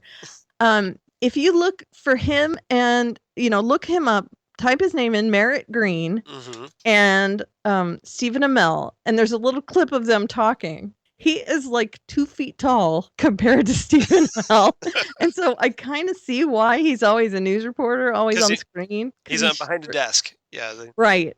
But he is joking around with Stephen Amell, and he's like, Oliver Queen is alive. And Stephen Amell walks over to him and he goes, No, it's season 2. I'm already alive. Stephen Amell is still alive. It's funny. Funny. So that it shows that they've actually interacted, even though he's on a TV. Voiceover. He's voiceover guy. Right. And the man who played Billy Wintergreen, Deathstroke, in this episode is Jeffrey C. Robinson. He was on Stargate Atlantis, but he is a stunt double. He has a stunt double on Arrow, The Flash, Falling Skies, and a gazillion other shows and movies. Big time stunt double. He's John Barrowman's stunt double on Arrow. Easy for you to say. Right. Yeah. He's his stunt double on Arrow. So I'm guessing that's just why they picked him to do Billy Wintergreen on the island, because he's already there. Right. Hey, you, come here. You want to put on a mask, and then here you go. Play this. Go. Look all tough. Yeah. Get a little bit extra dough on the side. Make sure you put that black makeup around your eye. So dumb. So dumb. Yeah. But he's on the Arrow and the Flash and all the. Really, look him up. It's crazy the amount of stunt work he does. Really, and some really big movies. So that's all my research looking at stuff. That's all my research goddess work. Yeah. So, you like all that? I like that. You did your homework well. Some good stuff. Good stuff. Which one were you most impressed by? Probably the first one. Trisha Tanaka. Yes. Yeah. I know. I like that one too. I should have saved that for last. I know you should have. It's build up. You should have started with Billy Wintergreen and went. Yeah. You should have flipped the order. That's what I would. But we talked about Birds of Prey first. Yes, we did. That's a good point. All right. It's okay. I think we're good. All right. All right. I don't know if we want to do news or not, but. Well, I just posted something to our Facebook page while we were talking, by the way. Stephen Amell talks about working with Matt Ryan on Constantine's Arrow scenes. Ooh. That just came out on comicbook.com, and that was just posted on our website. So, yeah. Now, granted, by the time you hear this, it's going to be like a week later, but it's there. It's there now. For all you crazy kids that have us friended or liked on Facebook. That's right. You will know this because you're insiders. You're the cool guys. That's right. You already saw it. Yeah. So if you're one of those 52 and just 52, so if we need, if you were like more, if we had more people would know about it. That's right. So if you're smart and you're listening to this podcast, give us a like on Facebook, and then you will know what's going on. I know. So just throwing that out there. It's a crazy idea, I know, but come on. Mm-hmm. So I just had a few things that we talked about, or to talk about. ABC, I guess, is back ordering a pilot for their Mockingbird spinoff that was originally announced in April. Then in May, they said, oh, no, it's dead. Well, guess what? It's alive again. It's alive. It's alive. And now they're calling it Marvel's Most Wanted. Right. We don't really know much apart from that it's going to be the continuing adventures of Mockingbird and Lance Hunter from Agents of S.H.I.E.L.D. Right. So look forward to that. Gotham has decided to gender bend Firefly, Batman villain Firefly, as a brand new version of the character to be played by Michelle Ventimiglia. Is that sister of Milo? No. That's That's yeah, this one. White? No, completely different No name. relation? Different Because name. he was on Gotham. Yeah, Milo. Not, it's a completely different spelling of the name. Oh, okay. It's spelled Veintimilla. Okay. Ventimiglia, or I Okay. guess. So Ventimiglia. So Okay. yeah, it's not Milo Ventimiglia, but yeah. Okay. So Because that's the first thing I I thought know of. that's what but I thought of too, and I was like, oh, it's a different spelling, so it must be. I didn't look that closely, I Yeah, guess. So yeah. thank you. That's all right. Yeah, because he was the ogre on Gotham, so yeah. Hmm. All right. And the last other thing I had was that as something we've been talking about on several episodes of the Phantom Zone podcast, um, Arrow producer Mark Guggenheim promises, really, really, really, this is going to happen, the return of classic Felicity Smoke for season 4. So he says. So non-crying, non-Kleenex box burning through Felicity Smoke. We'll see. We'll see. Let's hope so. Let's hope so. But well, yeah, he's a TV producer. He'll lie to you, I guess. So They all do. I know. So we'll see it. Let's hope so let's see. At least he knows that there's an issue. Whether he wants to do something about it, we'll find. How could he not know? Maybe He has a Twitter account. He lives on his own Arrow cave. I don't know. Yeah, he does have his own Twitter account. He should know. Yeah, people tweet him all I the would time. think, yeah, like, why is Felicity crying like a baby through everything? Remember what happened Yeah, he knows. what happened to season 1 and 2, Felicity? We all loved. Right. Plus, there's been many Right. reviews of last season that say it. So yeah, he knows. So Yeah. here we are, the end of season 1 of the Fandom Zone. I Have guess. we really been doing this a year? Well, it's not a full year. Close though. Because we started this back in March after Constantine ended. Well, no, I'm talking about the whole. Oh, you're talking about the whole thing. Maybe. Yeah. You've put up with me for that long. I'm impressed. I'm making a face. That's not right. I love doing this. Well, I love doing This this is one too. of the highlights of my week. It is really for me. is. It is for me too. So hopefully that conveys through in the podcast to all of you out there. Hope you're having as much fun listening to this as we are doing it. With starting with Sunday with the premiere of Fear the Walking Dead. That's right. We will have new things to talk about. New episodes as opposed to like burning through old episodes of Birds of Prey, Flash, and Arrow. It's great. That we did through the summer. So we're starting season 2 of the Phantom Zone podcast. That's next right. time. So if all of you people out there be sure to watch the pilot episode of Fear the Walking Dead's. It'll have aired by the time you hear this podcast, but hopefully you at least go back maybe on demand or whatever and check it out if you miss it. So that we're going to talk about Fear the Walking Dead episode 1 next week. That's right. Along with the 9th episode of Birds of Prey. Mm-hmm. So we haven't dropped that yet. We only got 5 more to go. So. Yep. I'm guessing we're going to finish that out. I guess I've got Salt Lake Comic-Con here in a month, so I might miss episode 13 because we took a week off, and so that kind of pushed the Birds of Prey schedule back a week. Right. So now I'm not going to be around by the time episode 13. We should talk about it. So we'll talk about it. Yeah. We'll talk about it off the podcast. Unless we skip an episode and get back on track. Yeah. We can talk about that later. We can think about it, but. All right. So that's that's behind the scenes baseball for all of you out there. We pulled back the curtain there. Exactly. But so I guess that about does it unless you have anything. Nope, I got nothing. Okay, you got nothing. Don't you want to say where you're from and how to contact you and all that? We forgot that. Yeah. Well, that's why I stopped the music. I know you did. I threw it out there. So Karen, I guess we'll talk to you. So Karen, where can they find about you? feedback and all that? If you want to give us feedback, yeah, you can. You can connect with us at Fandom Zonecast, mm-hmm. and we've gotten some of that this week from Justina and Peter and some other people, which has been nice. And Maggie. We can always use more though. That's right. So there isn't a quota here. There isn't a limit. No, not at all. Yeah. So drop us a line. I'm trying to see. And we're on the Facebook. Primatech. I'm going through Dr. Girlfriend. Dr. Girlfriend. Dr. Girlfriend wrote us on Twitter. Awesome. I just thought I'd I love Sure. Dr. Girlfriend. do you. With a deep masculine voice. Yes, so that's at Fandom Zonecast.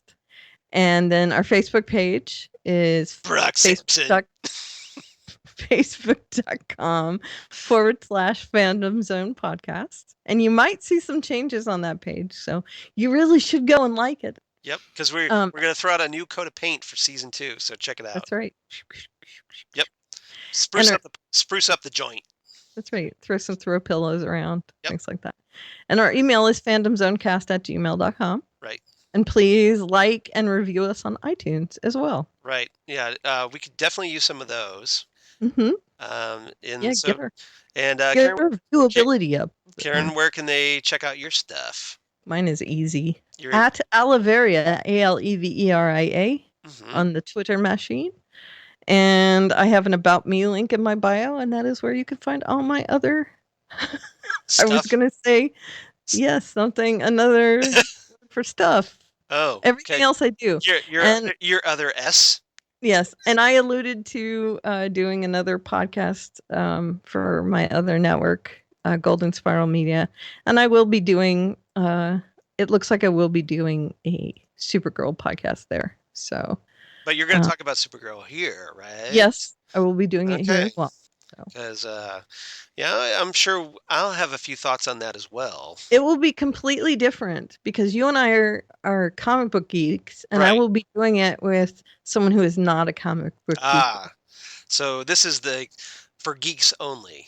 Right. I see. We're in a special club here. That's right. And I will be doing it with Emily O'Leary, and I'll be kind of like schooling her on the comic book geekery side. That's right.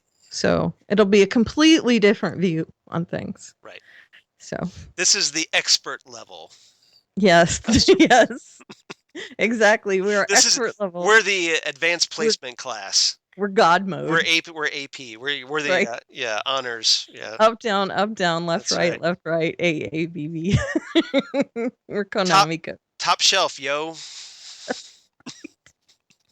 Top shelf, yo, and drop for my homies. Okay, and you, Charles? One for my homies. Don't spill that Sprite on the floor. I'm not. Okay. Yeah. And for me, at Charles Skaggs on the Twitter machine, and at Charles Skaggs on Instagram, and I'm on Google Plus for all you crazy kids on the Google Plus. And my blog of geeky things, Damn Good Coffee and Hot. Yay! I love your blog. Check it out there. A lot of stuff news articles that we talk about here on the Fandom Zone podcast, you can read about more in detail on Damn Good Coffee and Hot. That's right. And those links are also up on our Facebook page. Yep. And if you also want to easily find past episodes of the Fandom Zone podcast, you can click all through that as well, because I have them all nice and hyperlinked. Excellent. And tagged. On Damn Good Coffee and Hot. On Damn Good Coffee and Hot. So no excuses, you. That's right. But also on iTunes. Right. Yeah, that would be good too. iTunes works nicely. Yeah, that would be nice too. That's how I get them. Help us out. Not that I listen to myself, but I do subscribe to our podcast. I do too. Yeah, I just don't listen to them because I can't stand to listen to myself after I download them and then I delete them because I want the count. Oh. Just the principle of the thing. Okay. So yeah. I see. So see, now if all of you did that, then I wouldn't have to, and it wouldn't be nearly as pathetic. I can't believe you did that. That you just gave away that trade secret there. Yes, my whole one count. Yeah, I'm sure that just no. You could download it again. That's true. And then delete it again. Well, I don't do that. That's a little pathological. I'm not going to do that. It is a little bit, yeah. I'm maybe bad, but I'm not that bad. Okay. So yeah. So I guess that about does it for all of us. So now should I play that? Yeah, go ahead and play the theme. Yeah, you might as well. Right. Bye, everyone. Bye. See you next week. Season 2. Season 2.